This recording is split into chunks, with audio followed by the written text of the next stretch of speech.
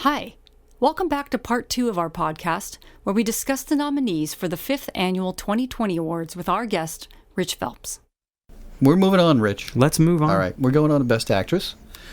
The nominees are Patricia Arquette for True Romance, Angela Bassett for What's Love Got to Do with It, Juliette Binoche for Three Colors Blue, Holly Hunter for The Piano, and Emma Thompson for The Remains of the Day.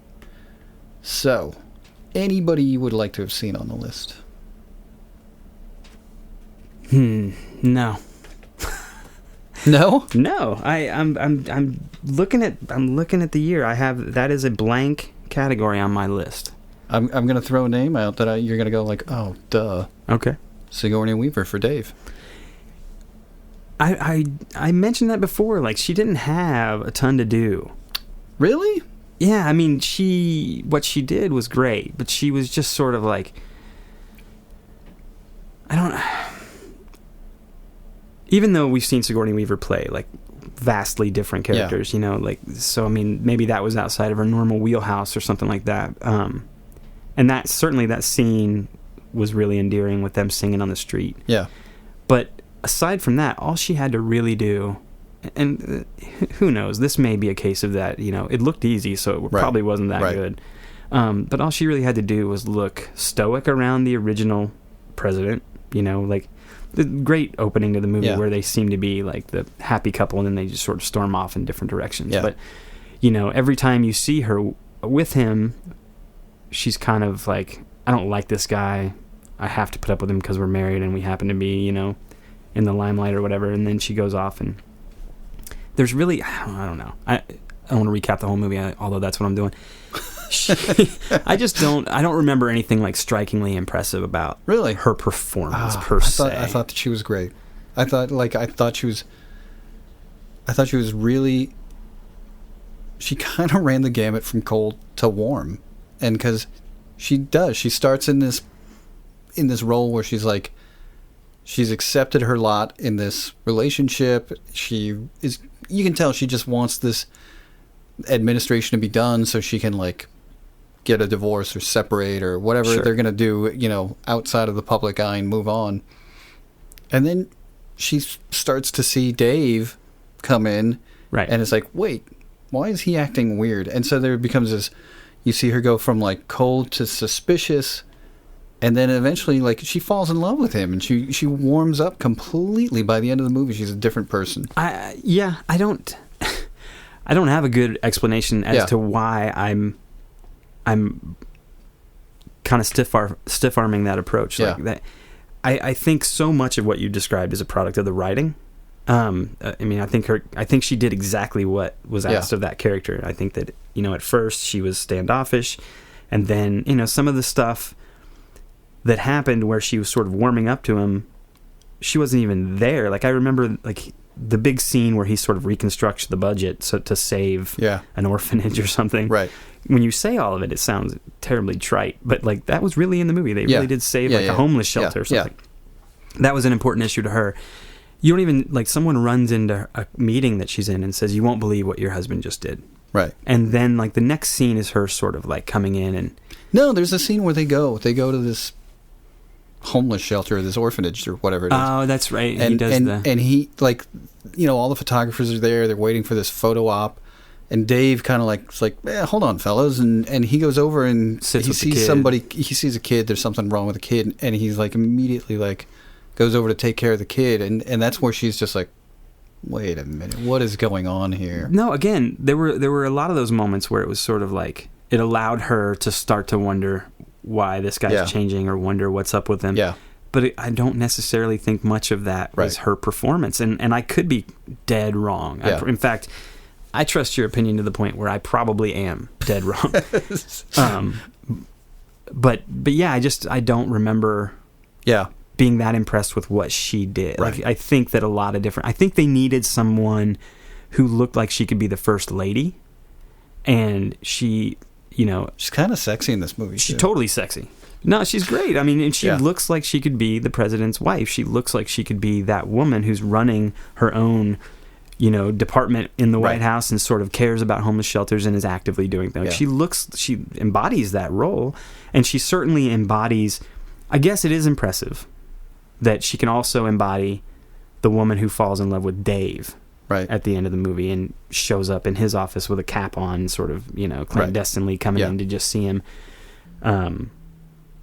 God, why? There's probably something wrong with me that I couldn't find anyone who I just really wanted to rally for this category. But Here's the sad thing. I think oftentimes the actress categories, it's slim pickings out there, and it just goes back to sort of this thing where it's like there's a bunch of crappy roles for women. Yeah, that's what I was about to say. Like, how much of that has to be just women aren't getting enough? Yeah, people aren't writing for them. Yeah, and giving them the roles that they deserve. I don't. Or is it just I'm the misogynist and I'm overlooking good performances? Do you guys maybe enjoy watching men more? What are they doing? Yeah. I mean, I think, Well, I don't mean I'm not talking about gayness. Oh, you just enjoy watching men you're more. Not talking about gayness? No, Then no, I don't enjoy it at all. No. If you were talking about gayness, then, I mean, who knows? Nah, maybe in the way, I'll say this, it's easy for me to try to project myself into a male role, whatever that is. If I'm trying to just sort of lose myself in that person's situation, sure, that's an easier thing. But no, I thoroughly enjoy watching relatability. That's a big part I of it. think that's part of it. Yeah. That's what I mean. I think that's part of it. I also think that, in general, I do think that there are parts written for men that are just getting made more, or it's funny because when our good friend Brian and I wrote a script, this ghost movie Inheritance, and the biggest compliment I've ever received as a writer was we got to the Austin Film Festival, and one of the founders met us, and they were like, "Oh, hi, are you fellas here for the festival? So are you participants, or are you just here to see a movie?" I said, "Oh no, we wrote a script." And he's like, "Oh, which script did you write?" And we said, it was called Mrs. Baker at the time. We said, "We wrote Mrs. Baker." "Oh, you guys wrote Mrs. Baker? I thought a woman wrote that." And I was like, "Wow, that is the best compliment I could get on that script." Yeah. So I think it's just, and I should say that it has a female lead, but I just think there's just not that many movies that get made about female protagonists. I think that might be changing. Of course, you didn't see The Piano. I will see The Piano. Yeah. I wholeheartedly intend to see it now, just because there's been so much sort of chatter around it. I apologize for the feminism outbreak. No, I think it. this is. I think this is. And I mean that because I just think that I loved The Piano. Yeah. It's a huge movie for me that year, but it didn't even interest you. And this isn't finger pointing. And if you listen to my other podcast where I talk about it, I refer to it as lady porn because it feels like a romance novel to me. You know what? I'm glad to have a little bit of discussion around this because as I was saying it, that I don't have a nominee for best actress. I was like, does that mean I'm misogynistic in some way? Is this some terrible male thing that I don't care what those bitches did, And I was really afraid that was sort of how it was gonna come across, and that's not the case at all. I would love to see, but then again, now I'm starting to the Mary Steenburgen omission, not paying attention to that character. But again, I think that's to me, that is more a result of, she wasn't quote unquote doing anything because there was no bells and whistles happening around that performance. It was just, it's funny, one of the shows I used to watch a lot was ER, and I would forget that the people that came into the ER were actors. Oh, yeah. Because they just seemed that poor guy lost his leg in a motorcycle accident. Oh, I hope he's going to be okay after the show's over. And it was oh, right, that guy's an actor. But that's this type of stuff that never gets the glory. It's the doctor, why couldn't I save him? That's the one that we're going to give the award to. So I just think the stuff with Mary Steenburgen is more no one's going to remember that because there was, she wasn't playing a handicapped boy. Yeah. See, now you're making fun of me. I am. I don't appreciate it. Yeah. I swear I'm. But honestly, looking at this list, I I still haven't seen What's Love Got to Do with It. I hear Angela Bassett's great in it. I have no idea. But I'm excited Patricia Arquette was nominated for True Romance. I thought she was great in that movie. She was. That is probably just to talk about the movie in general a little bit, probably my favorite thing that Quentin Tarantino has written. Yeah, mine too. And I'm really glad that he didn't direct it. Me too. Because I don't think it would be nearly. I mean, and I'm not gonna. I'm not on the Quentin Tarantino hate list necessarily. Like his movies are okay. I thought we were going somewhere with this, but okay. No, I think that I just had a conversation. Maybe it was like a Facebook thing, but this movie came up, and I said that Tony Scott made a fairy tale. I mean, that's what that movie is. Yeah. And I don't think Quentin Tarantino, had he made his script and directed it himself, I don't think it would have been a fairy tale at all. Yeah. In fact, I remember him saying that he was going to kill, like in the script, I think, the Christian Slater character dies. Mm-hmm. And where I read this, or I heard him in an interview or something where he said that he would have earned that. By the end of the movie, he would have earned the right to kill that character. Right. And what Tony Scott did was earned the right to keep him alive. Right. To let those kids sort of succeed. Yeah. And that's why it's more of a fairy tale. And I'm, just from my opinion, I'm totally glad that it worked out that way. And, and the Alabama character, the Patricia Arquette character, is amazing, and she's great. And honestly, it is going back to Amy's feminist rant. I mean, she plays the prostitute. She's only been in there for like a day or two. Like, right. This is her first job. And it could have been a really cliched character and performance, but I think she really elevated it above all of that. So, Amy, have you seen it? I saw it when it came out, and I really loved it. Yeah. But it's been 20 years, so yeah, time to rewatch. Yeah. But as far as her, well, I can't. I have a huge crush on Patricia Arquette. Oh, okay. I can't. No. She was great. Yeah. She was. But I mean, you don't feel like that. Like, does that make sense? Yeah. As a guy, I feel like I don't know if I can say that she was a prostitute, but she was good as the hooker with the heart of gold. Man. Yeah. Yeah. I'd have to read. Yeah. Yeah. I think she's great. Yeah.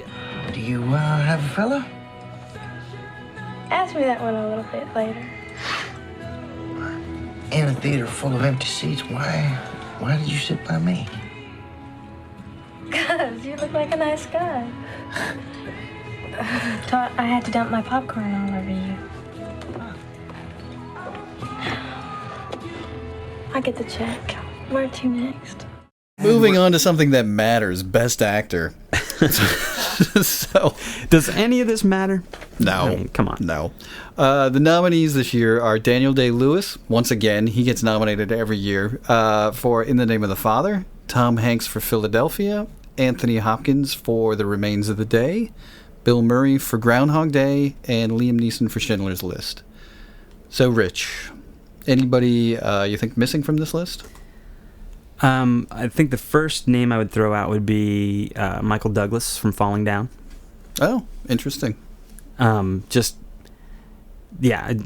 big fan of that movie in general. You brought that up a few times, and I didn't get a chance to see it again last year. I mean, I would try to watch all of these each year, but definitely need to check that out again. Great movie. There are certain cliches in the sort of basic structure of some of the characters and stuff. Like, oh, I'm retiring. It's my last day on the job. Yeah. But just from the standpoint of that character and watching that man sort of break down and desperately trying to get back to his estranged family and everything, I thought that performance is right up there. And I also wrote down, I don't know.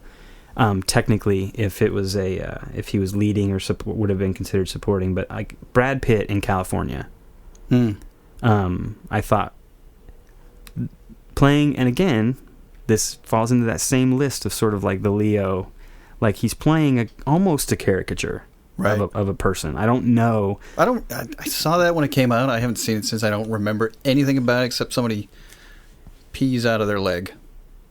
they pee out of their leg. Yeah, oh, that's what it is. I think they kill a guy at a gas station who has like a catheter or something. Oh, that's right. Yeah. Well, the character,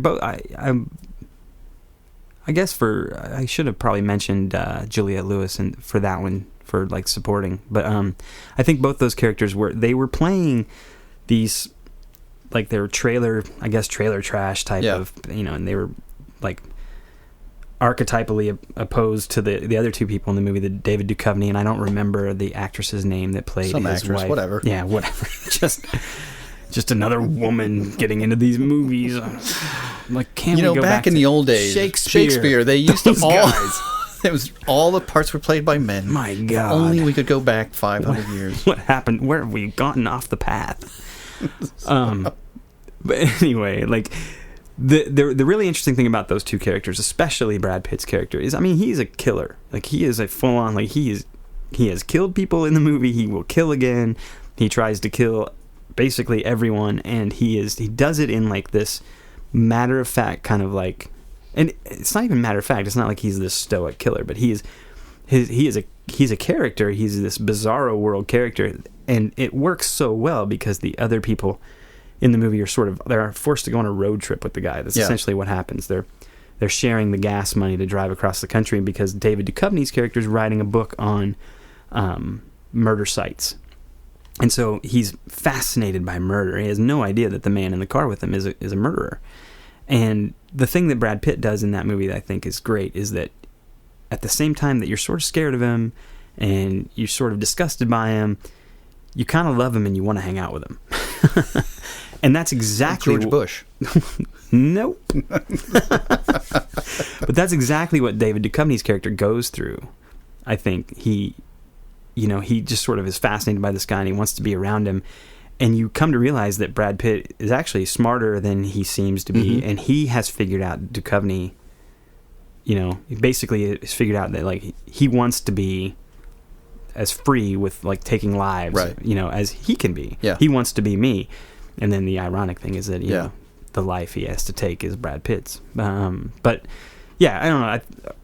That another movie that I saw and really responded to back then, and so might just have a soft spot, for me from my memory. But yeah, big fan of Brad Pitt in that one. And that's California with a K. It is with a K because they're clever. Yeah, that's also with a K. And they're remaking that, actually called Craigslist with a K. So are they really? Is that a thing? No. I think you just wrote it, buddy. I think I did. What about our man Dave, Kevin Kline?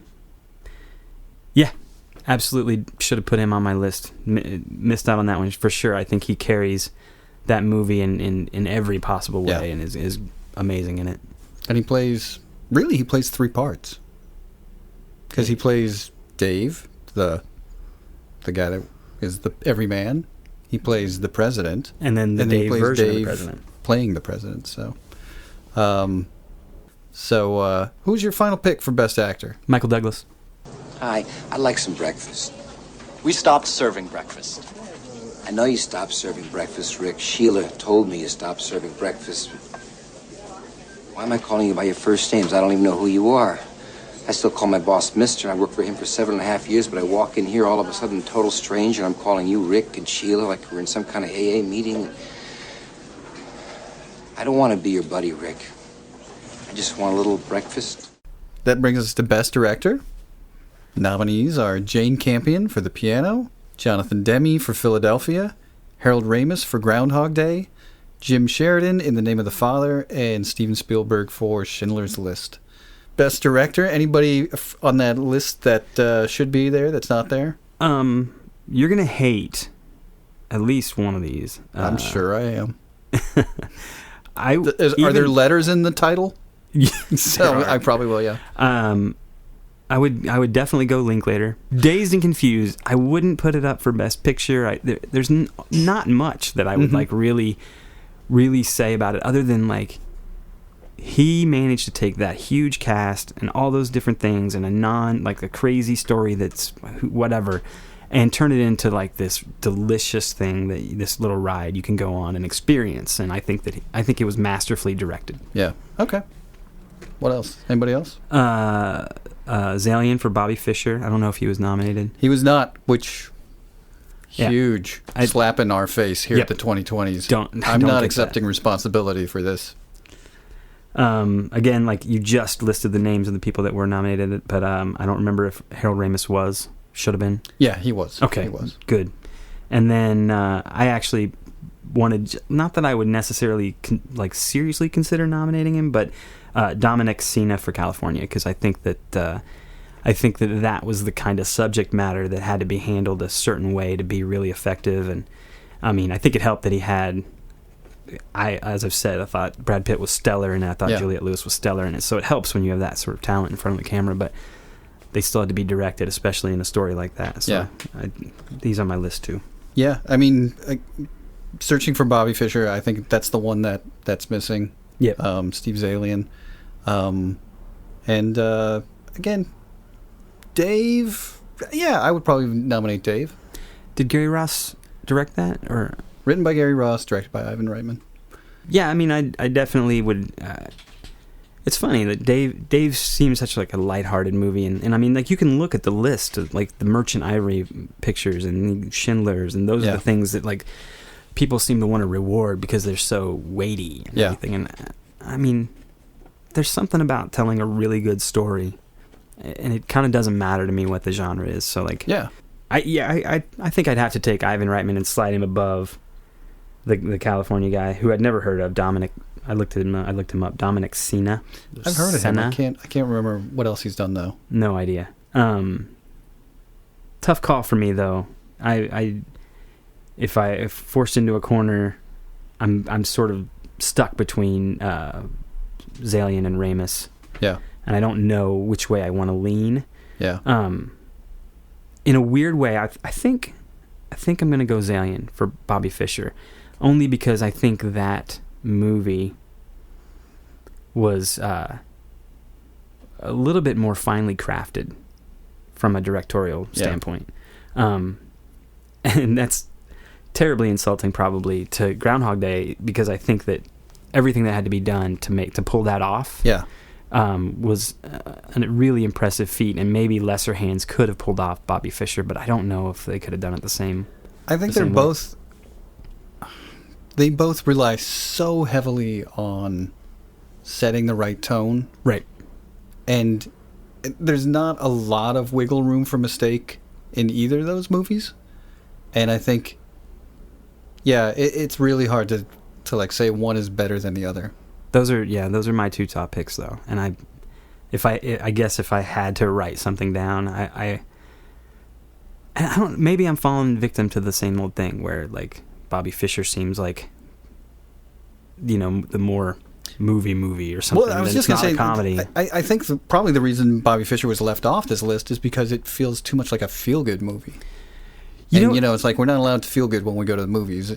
Or we're not allowed to reward that, at least. That's the movie. There's a movie that I think that suffers the most from that, and that's The Sandlot. I don't know if you guys are fond of that movie. I haven't seen it. That one, it's another one I've seen a million times. Yeah. And I actually looked up some reviews of that one because I kind of felt like, wow, that movie really doesn't get the attention it deserves, because I love it. I happen to be a huge fan of it. And I think that, all the negative stuff that I read about it all said the same thing, that like, oh, they direct it with this heavy hand that everything is so important, and then nothing happens. And that's in fact what the movie's about. It's about a bunch of kids who think that everything that's happening to them is the most, like the hugest, like there's this giant dog that will kill you across that fence and you can't go near it. Yeah. And everything is pushed to that nth degree, and it's from their perspective. And, when you're, whatever they were, 12-year-old kids or whatever playing in the yard, like there really isn't much more to your world than that. Yeah. And those things are important. So, The Sandlot, I think, falls victim to that. Like people just want to dismiss it, and it doesn't help that like there have been sequels that were all, I think, straight to video, and they were pretty terrible. And well, that's interesting. I haven't seen that movie. When I went to look at the films from '93 on IMDb, it was ranked really high. Yeah, I'd never even heard of it until I looked it up, and I'll be honest. I mean, it's kind of what you just described is what it looked like to me. Yeah. And so I haven't been in a real rush to check it out, but I'll definitely take a look at it now. Well, I think on its surface it taps into a lot of like cultural things that people see as easy. Oh, it's set in 1964. Oh, it's around baseball. Yeah. It's, yeah, that's easy. That's too easy. That's Oh, right. Yeah. They just went down the easiest path they could to sort of tap into this nostalgic Americana thing, and there's some of that there. But the fact is, it's really well done. Mm-hmm. And I'm not so cynical that I'm just going to dismiss a movie like that. I think it was really well crafted. It was a simple story told well, and we've talked about that before, how some of the movies that get a lot of acclaim are really simple stories, but they just happen to be. Like, I think Michael Clayton, a lot of people responded really positively to Michael Clayton. I think you did as well. Yeah, I did. Yeah. I look at that and I'm like, wow, that is a simple story. Like, Yeah. There's not a lot going on there, Right. and then like the good guys win in the end, and like there's nothing particularly groundbreaking about it, but when you pull it off, when you do it right, you can tell that story and be effective with it. Yeah. You know. So Before we move on, Schindler, what are your thoughts? I mean, what an impactful movie. I think that Spielberg did an amazing job. I mean, it is a. I can't really talk about him as a director without thinking about the movie and thinking about the things that went through my mind. Like I said, I didn't see it when I was 19. I saw it, a couple years ago, and of course, I've lived enough of my life and read and experienced enough that I understand what went down, and sort of so it wasn't like, I think that it shocked a lot of people at the time. Mm-hmm. And it was such heavy material, and it was like his sort of this story that he, as a Jewish person needed to tell, or right. I've read some of the stuff that he's talked about. When I watched the movie, I think that I really like a lot of it. I get caught up in the shock value of it. Mm-hmm. And I think that that's the whole point, that like, you need to realize what people were really, how people were really treated. And in order to do that, I have to shock you, and I have to shock you, and I have to shock you. There's only so many times I can see someone just casually, eliminate another human being. Right. And there's sort of the Ralph Fiennes character. Yeah. Or Ray Fiennes. Yeah. There's something to that as well. Not only is it shocking, like how these people, as a race are being treated, but this one guy, he really loves to kill people, and this is his excuse to just be a sadist and be evil. And but I look at there's so much of that like I almost feel like that's sort of how hard is it to shock somebody? I could go out and block a scene right now where I'm going to have you kill 25 people with a pistol, and it's not going to be that hard to paint you as an evil person, and all of those people as that are willing to stand there and be slaughtered as these victimized. Like, I respectfully understand that that's what really happened, and it's worthwhile to see it and understand it. But there's something about the impact of that movie that's so terrible and hard to watch that I don't think was in some way that hard to do as a director.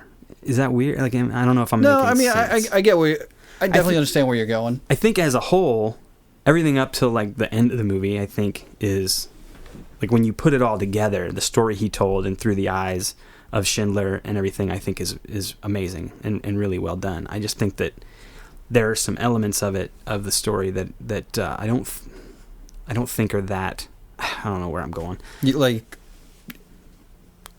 Does it seem easy? No, I mean in the sense, because I was going to bring this up before. Like, I remember seeing Mississippi Burning, and everybody's like, "Oh, what a powerful film!" And I'm thinking like, "Yeah, but the material's already halfway. Yeah, we're already on their side when we walk into the theater. Yep, and so I think you have to kind of like make an amazing movie. Like, you even have to work harder then to make a great movie, because it's like, well, you're starting with a terrible villain, right, and a very just cause. Yeah. So it's like you could very easily just sort of wing it and figure we're getting the point across, and not make a do I think Schindler's List is a masterpiece? Probably. Yeah. And so, like, don't think that I'm trying to discredit it. No. I get where you're going. But I guess that's the thought I remember having. Like like I don't. Ray Fiennes, like it's a great scene, as horrific as it is, of him up on the balcony just sort of willy-nilly. Yeah. While his frustrated Fraulein is like, "Oh, come on, like, let's just have some coffee," or whatever. I don't remember exactly what they said, but to me, I'm like, well, how hard, like, is that to sort of like to dream up? Like, I need to make this guy really evil. What's the evil thing he could do? Oh, I don't know. Put a bunch of people inside some fences and pop them off with your rifle while you're, smoking a cigarette or whatever. Like, I mean, but then I remember that, like, oh, that shit really happened. And no one was telling that story before, this, and like, so I don't know. So I bring it up because, like, when this year started, I hadn't seen Schindler's in 20 years, and I had seen Groundhog Day like almost every year since it showed up on video. And I actually thought, like, oh, this is going to be a tough call for me to pick, like, best director between Spielberg and Harold Ramis. Mm-hmm. But then I got to tell you, man, like, watching Schindler again just this year, I just think the craftsmanship is just nothing even comes close. Like, maybe I need to rewatch it. I would definitely suggest rewatching. I watched it twice this year, and I remember each time I want to watch it more. I think, I just said I've talked a lot about a handful of scenes. I think that what it boils down to is there were moments in that movie, moments spread throughout. Like, for the most part, I thought I was just sort of wrapped up in it. Yeah. Then there were moments where I felt manipulated. Right. And especially at the end. Like, it gets a little, like, heavy-handed, I think, at the end. Yeah. And then throughout the film, it's more about the violence. But then, I can intellectualize that. I can go, like, you have to show it that way because that's how it was, and that's, and the alternate of that, where a guy like Schindler is there and is like basically a party to it, for so long, even though it's happening in front of him. Like, I mean, I think all that had to happen in the movie. I just remember feeling like there were certain points where, I don't know, I definitely just felt a little bit like kind of pushed around. But I mean, as I say that out loud for the first time ever, it's kind of like, oh, maybe that's what I was supposed to feel. Sure. So I don't know. I would definitely check it out again. Yeah, I'd be curious to hear your thoughts on it, seeing it again. Yeah. I should see it again. I'd be happy to. I mean, I think that what I'm talking about, it's easy for me to start throwing out a lot of different things about these movies, and for some of these movies, this one in particular, I'm not talking about the difference between a rating of a scale of 1 to 10. Right. I'm talking about, do I give the movie a 10 or do I give it a 9.9? Right. You know what I mean? Like, that's where I'm at with Schindler's List. Yeah. Well, which brings us to our Best Picture nominees, which are Carlito's Way, Groundhog Day, Philadelphia, The Piano, and Schindler's List. Anything missing from there? And I'm just going to jump in and say we probably both think Searching for Bobby Fischer should be up there. Absolutely. Yeah. That's my big omission. Not sure what I wouldn't have much trouble bumping Carlito's Way for that one. I don't know. But yeah, that's really when you start talking about the best movie of the year, and the fact that they were kind enough to nominate Groundhog Day. I mean, for me, I think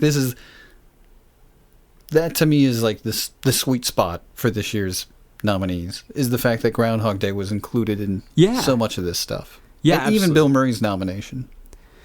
Well, and that's what's fascinating about the whole experiment, right? Is that, you talk about cultural relevance and sort of how a movie holds up and how people see it, and I mean, like, to eliminate any my own spoiler, I listened to some stuff you guys talking on one of the podcasts about Philadelphia. Yeah. Couldn't agree more. That movie, at the time, I remember being affected by it. Yeah. Like, I think I bawled my eyes out watching that movie in the theater. I watched it again a few years ago, and I just thought, like, man, did we have to go that far? Like, everything, I'm so You're really making me cry. Like, Yeah. you're just trying so hard to push me to that place. Yeah.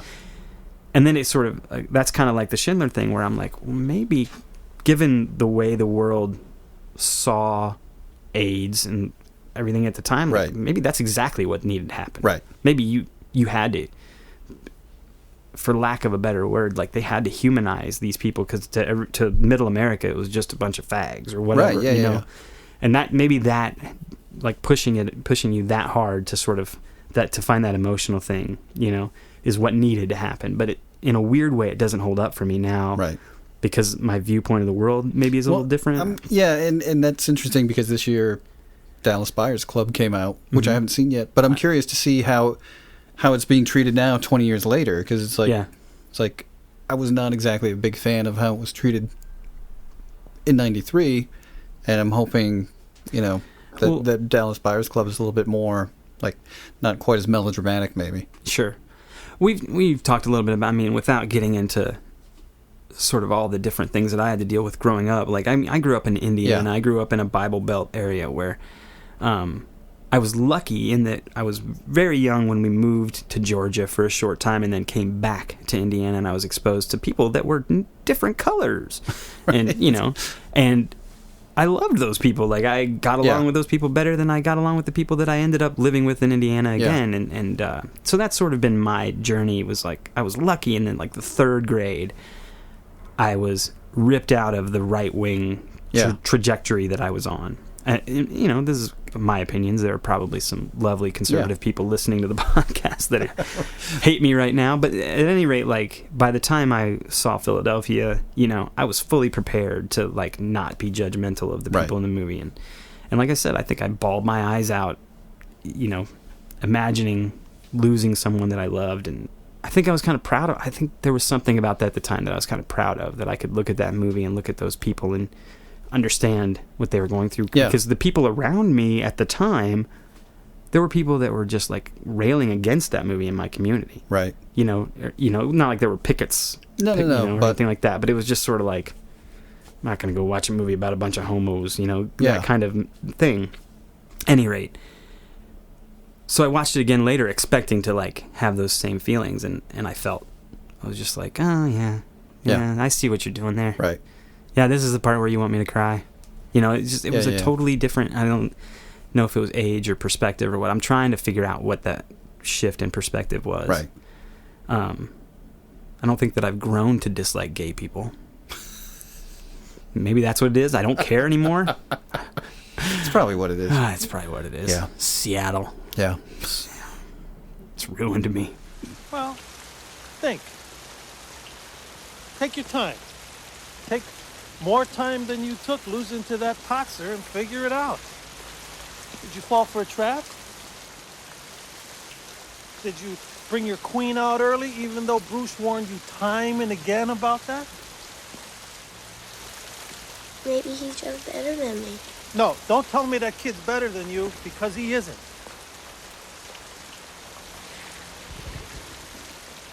Why are you standing so far away from me? So, all right, here it is, your pick, Best Picture. My Best Picture is Groundhog Day. Yeah.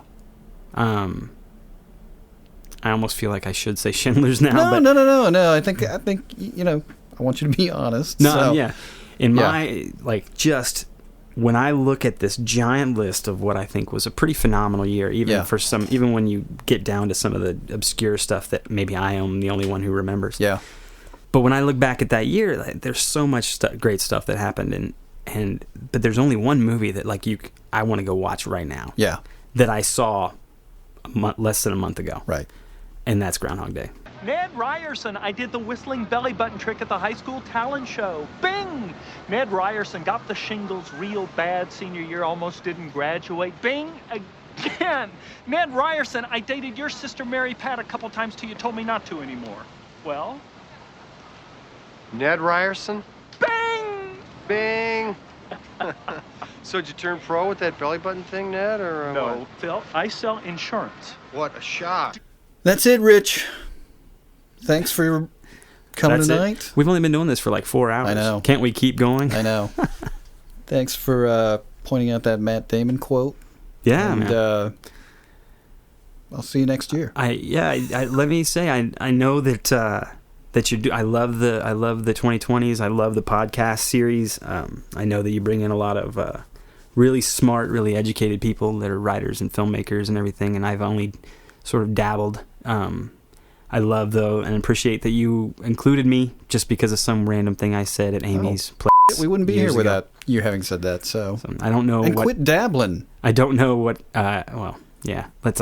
We'll do another podcast on my midlife career crisis that I'm going through right now. But, all right. But anyway, thanks so much for having me. And as always, where can people follow you on Twitter? I think it's just Rich Phelps, Phelps. There you go. You do the little @ sign. Yeah. If people were interested in following me, I do also tweet a lot about filmmaking in general. I follow a lot of filmmakers and writers. I've been a writer for most of my life. I've mentioned I'm an editor now. I got into that through writing.